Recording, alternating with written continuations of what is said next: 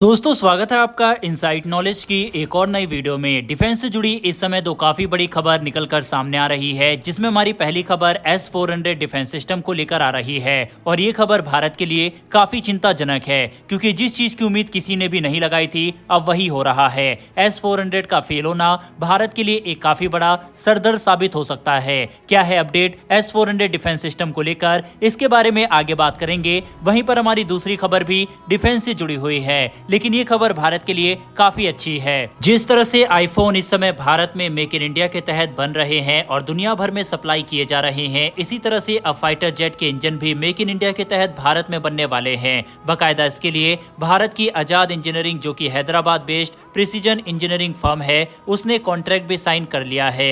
और अब भारत के अंदर बने इंजन को, जो कि फाइटर जेट इंजन होंगे, उसे दुनिया भर के देशों को सप्लाई किया जाएगा। क्या है ये पूरी खबर, इसके बारे में भी इस वीडियो में आगे बात करेंगे। दोनों खबर काफी इंटरेस्टिंग है, इसीलिए वीडियो को अंत तक जरूर देखिएगा। साथ ही चैनल को जरूर सब्सक्राइब कर लें, जिससे इस तरह की डेली डिफेंस और वर्ल्ड अफेयर से जुड़ी वीडियो आप तक सबसे पहले पहुंच सके। तो चलिए शुरू करते हैं इस वीडियो को। दरअसल दोस्तों, भारत ने साल 2018 में रूस के साथ 5 S-400 डिफेंस सिस्टम की $5 बिलियन में डील साइन की थी। इसमें से भारत को 3 S-400 डिफेंस सिस्टम मिल भी चुके हैं और बचे हुए 2 डिफेंस सिस्टम रूस अगले 1 साल में भारत को सौंप देगा। जिस समय भारत ने ये डील साइन की थी, उस समय पूरी दुनिया में S-400 डिफेंस सिस्टम ने तहलका मचा रखा था और पूरी दुनिया इस डिफेंस सिस्टम की तारीफ कर रही थी। लेकिन यूक्रेन युद्ध में इसकी परफॉर्मेंस ने सभी को चौंका दिया है और ये क्वेश्चन उठा दिया है कि क्या भारत ने 5 S-400 डिफेंस सिस्टम को खरीदकर सही भी किया या नहीं। जिस समय S-400 की डील हो रही थी, उस समय पूरी दुनिया में यह माना जा रहा था कि ये आसानी से सुपरसोनिक मिसाइल, फाइटर जेट, अत्याधुनिक ड्रोन और यहाँ तक कि 5th जनरेशन फाइटर जेट को भी ट्रैक करके उनको नष्ट कर सकता है। इसकी 400 किलोमीटर की रेंज की वजह से ये काफी ज्यादा खतरनाक डिफेंस सिस्टम बन जाता है। वहीं पर इसका डर इतना था कि S-400 की डील के बाद अमेरिका उन देशों के साथ फाइटर जेट की डील करने से पीछे हट जाता जिसके पास ये डिफेंस सिस्टम होता। जिसमें सबसे पहले तुर्की के साथ S-400 डिफेंस सिस्टम की डील होने के बाद अमेरिका ने अपने फाइटर जेट प्रोग्राम से तुर्की को बाहर कर दिया। अमेरिका का दावा था कि S-400 डिफेंस सिस्टम उनके फाइटर जेट का जो डाटा है वह इजिली रूस तक पहुंचा देगा और ये डिफेंस सिस्टम हमारे स्टेल्थ फाइटर जेट को भी ट्रैक कर लेगा। हालांकि चीन को मद्देनजर रखते हुए भारत के लिए ये डिफेंस सिस्टम बेहद ज्यादा जरूरी था, क्योंकि चीन के पास ऑलरेडी उस समय रूस के द्वारा दिया गया S-300 डिफेंस सिस्टम मौजूद था। इसीलिए भारत के पास भी इस तरह का डिफेंस सिस्टम होना जरूरी था। इसीलिए भारत ने ये डील साइन की थी, जो कि सही भी है, इस पर तो सवाल नहीं उठाया जा सकता, क्योंकि भारत का वह डिसीजन तो सही था।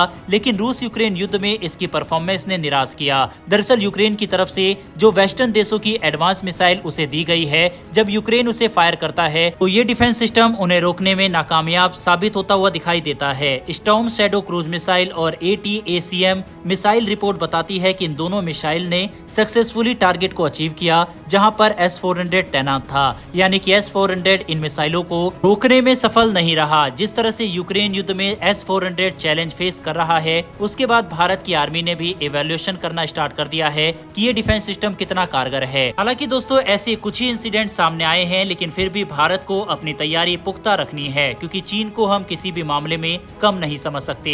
उसके पास क्रूज और बैलिस्टिक मिसाइल का एक बड़ा जमावड़ा है। लेकिन अगर आप इस रिपोर्ट से चिंतित है तो मैं आपको बता दूं कि Bharat already ballistic missile defence system यानी BMD के ऊपर काम कर रहा है, जिसका फेज 1 तो बनकर तैयार भी हो गया है और वह डिप्लॉय भी हो चुका है। इसके अलावा भारत कुछ डिफेंस सिस्टम, जो कि डिक्टो इजरायली आयरन डोम जैसा होगा, उसके ऊपर भी काम कर रहा है, जो कि 2028 तक बनकर तैयार हो जाएगा। इसके अलावा मौजूदा समय में भी भारत के पास कई लेयर सिक्योरिटी में डिफेंस सिस्टम तैनात है, जिसमें MRSAM, Akash defence system, BMD system, S-400 भी डिप्लॉय है। इसके अलावा जब कुछ बन जाएगा तो भारत का स्वदेशी आयरन डोम भी भारतीय सुरक्षा के लिए तैनात हो जाएगा। भारत के लिए बेटर यही है कि किसी एक डिफेंस सिस्टम पर ज्यादा भरोसा करने की जगह अलग अलग कई लेयर के डिफेंस सिस्टम से अपने आप को प्रोटेक्ट करे, जिससे एनिमी भारत को किसी भी तरह से टारगेट ना कर पाए। इस रिपोर्ट पर अपनी राय कमेंट बॉक्स में लिखकर बताइएगा। साथ ही क्या भारत ने S-400 को खरीदकर सही किया या नहीं, इस पर भी अपनी राय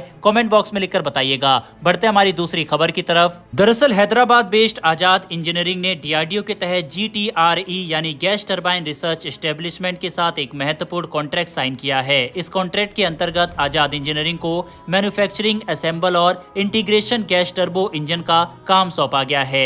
ये कॉन्ट्रैक्ट भारत के लिए काफी बड़ी उपलब्धि है, क्योंकि भारत में अब स्वदेशी रूप से मेक इन इंडिया इंजन बनेंगे। में अमेरिका के F404 और F414 इंजन की ही मैन्युफैक्चरिंग असेंबली का काम किया जाएगा। इंजन को अमेरिका की GE और भारत के HAL यानी हिंदुस्तान एरोनॉटिक्स लिमिटेड अपने फाइटर जेट में इस्तेमाल करती है। इसके साथ ही इस असेंबली लाइन के खुलने से जो बाकी की दुनिया के देश भी है इस इंजन को वह लेना चाहते हैं, वह भी इस असेंबली लाइन के थ्रू उसे ले पाएंगे।